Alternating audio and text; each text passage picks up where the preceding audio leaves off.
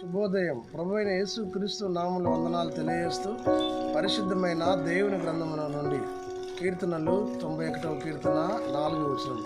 అతని రెక్కల కింద మనకు ఆశ్రయం కలుగును.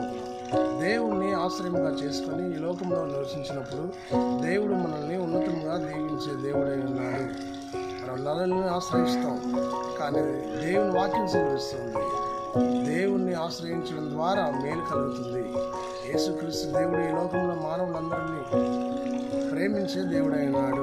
నేను నా జీవితంలో క్రీస్తుని అంగీకరించి క్రీస్తు నామానికి భయంకరంగా నివసించేటటువంటి ధన్యత, కృప, భాగ్యము ప్రభు మాకు అనుగ్రహిస్తున్నాడు. దేవుణ్ణి ఆశ్రయించే జనులు ధన్యులు అని.